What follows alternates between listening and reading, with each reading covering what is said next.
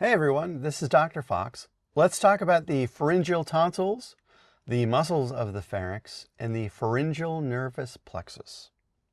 In this video, we'll discuss the divisions of the pharynx, and in particular, their tonsillar contents.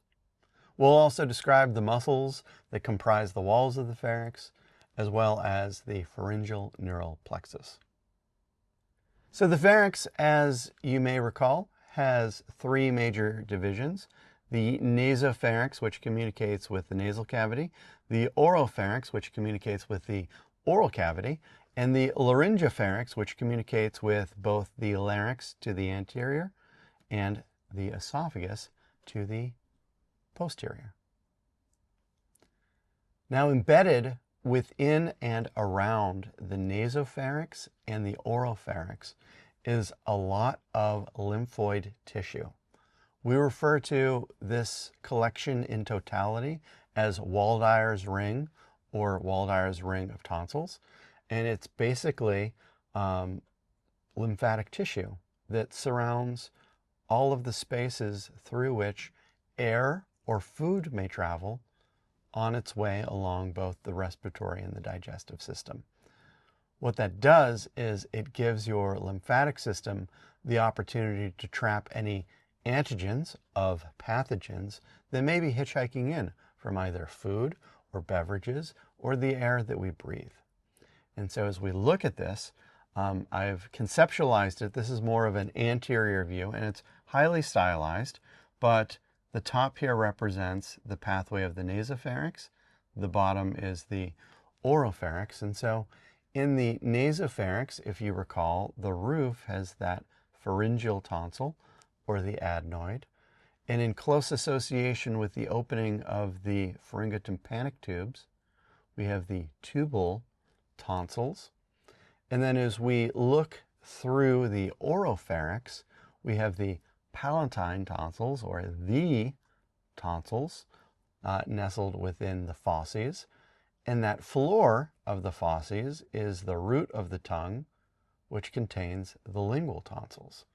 So all about the naso and oropharynx, we have the opportunity of bringing antigens into contact with this mucosa-associated lymphoid tissue of the Waldeyer's ring, which is a really great opportunity to jumpstart an immune response, should one be required.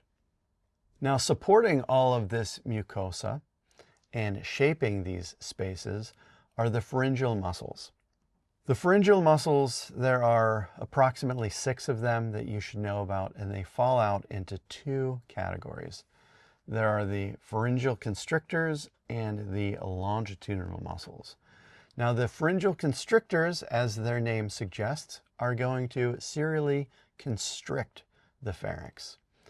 So these are the superior pharyngeal constrictor, the middle pharyngeal constrictor, and the inferior pharyngeal constrictor. And they all are going to meet their counterpart from the opposite side along the back to form a pharyngeal raphe, where they attach. A raphe is just a seam. And you can see that they all are going to attach either to the skull, the hyoid bone, or the larynx. And that's how we can differentiate them. So the superior pharyngeal constrictor is going to attach to the skull, the middle pharyngeal constrictor to the hyoid bone, and the inferior pharyngeal constrictor to both the thyroid and cricoid cartilages of the larynx. And so these provide lateral and posterior support for the pharynx and help to move foodstuff as part of the deglutition reflex distally down into the esophagus. Now, supporting these are the longitudinal muscles. The longitudinal muscles are going to both shorten and widen the pharynx so as to help facilitate the movement of food or beverages when one swallows.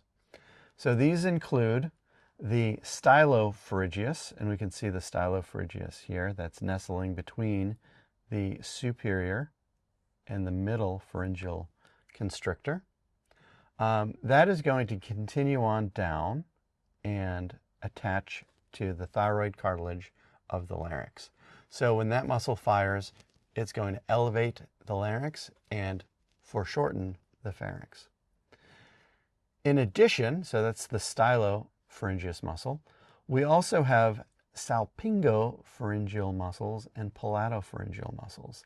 Salpingopharyngeal muscles are going to originate in the salpinx, or the torus tubarius, which is that area that surrounds the pharyngotympanic tubes. And the palatopharyngeus muscles originate in the soft palate.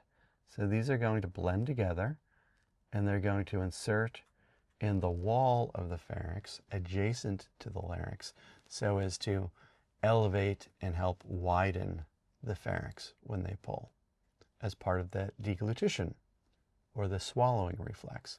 So we've got these pharyngeal constrictors and these longitudinal muscles that are doing the heavy lifting for us when we swallow.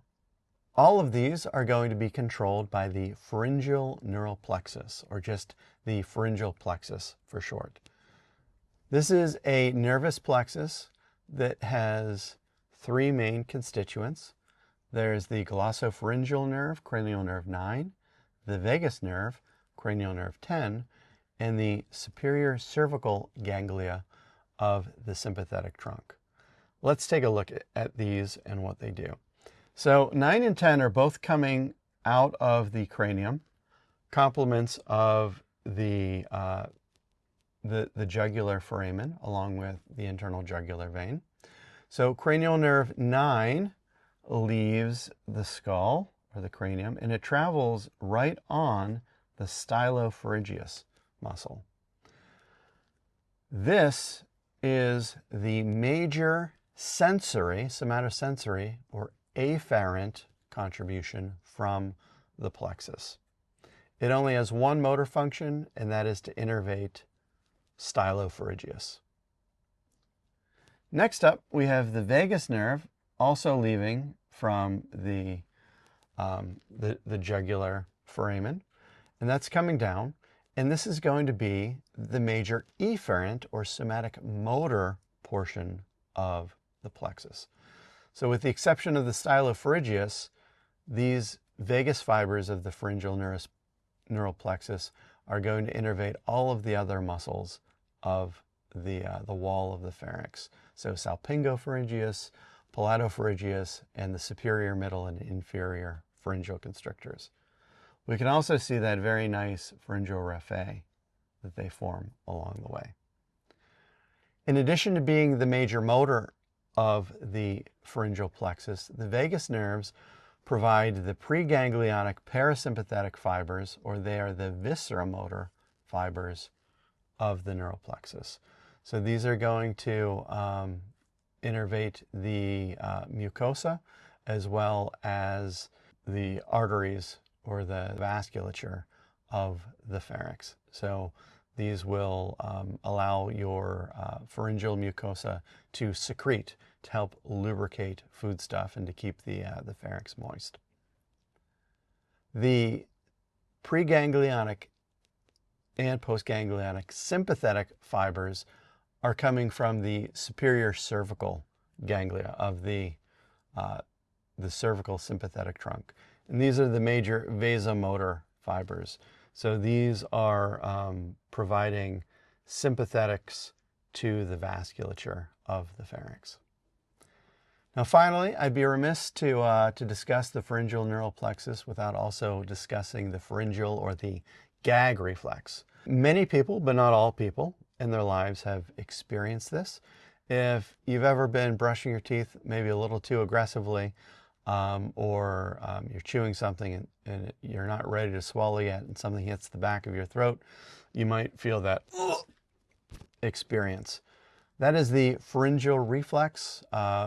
People colloquially refer to it as a gag. And what's going on there is that the pharynx is attempting to shut down and expel anything that doesn't belong in the throat. So if you're not anticipating swallowing something, in order to avoid it traveling into the larynx and becoming an obstruction to your respiratory tract, you gag. Now, the interesting thing about this is that it basically breaks down into thirds. So 1/3 of the population has this pharyngeal gag reflex. 1/3 of the population does not have this pharyngeal gag reflex. And then another third of the population has what's known as a hyperpharyngeal reflex. And these are folks that when they gag, they're on the verge of, or they even go to emesis, which is vomiting. It makes sense because a lot of that is controlled by the vagus nerves anyways, which are the motor of the pharyngeal nerve plexus. So the gag reflex starts with the glossopharyngeal, that's the afferent, and the response comes from the vagus almost immediately. So we've discussed the divisions of the pharynx with an emphasis on Waldeyer's ring of tonsils. We've also discussed the longitudinal and constrictor muscles of the pharynx, which comprise the pharyngeal walls. And we've talked about the pharyngeal neural plexus and even gone as far as discussing the pharyngeal or gag reflex. I'm grateful for your time, and I look forward to talking to you in the next video.